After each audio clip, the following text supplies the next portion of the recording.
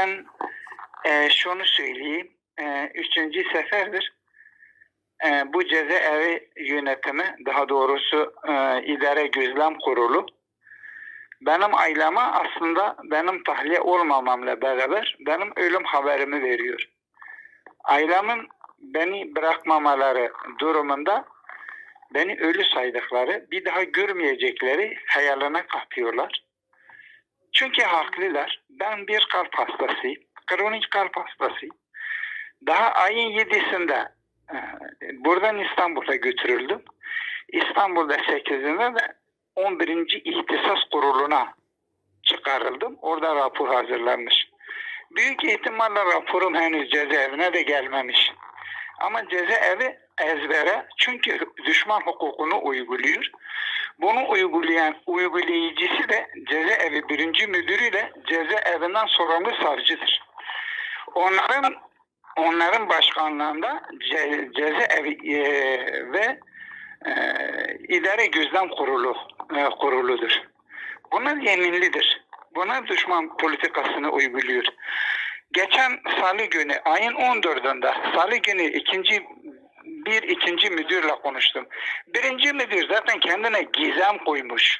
Kimseyle görüşmüyor. Avukatlarımız geliyor, görüşmüyor. Vekillerimiz geliyor, görüşmüyor.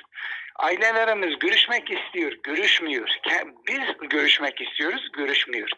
Cezamı bitirdim, yetmiyor, bir yılda fazla yatıyorum. Adam mutlak benim ölümümü bekliyor.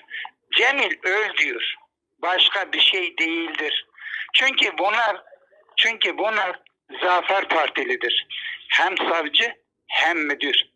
Biz şikayet ettik. Oraya buraya yazdık. Adalet Bakanı size yazdık. Size yazınca ortaya çıkınca furyasını bir baş gardiyanla bir memuru, evet doğrudur. Onların sopasıydı koridorda. O iki sopaya faturayı çıkarttılar. Kendileri temize çıkarttılar. Ama öyle değil. Gazın ayağı öyle değil. Ben defalarca size söyledim, sesleniyorum. Gelin buraya bakın. Yarın öbür gün ben de ölebilirim. Öleceğim, daha ben ayın 30'unda ameliyat olacağım. Olup olmayacağım da belli değil.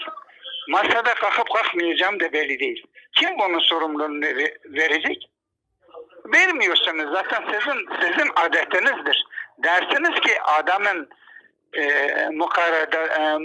mukadderatında vardı. Siz kadercisiniz, öyle diyorsunuz. Ama öldürüyorsunuz. İşin gerçeği budur. Vicdanı olan, imanı olan, insafı olan, hak hukuku sayan herkes benim sesimi dinlerse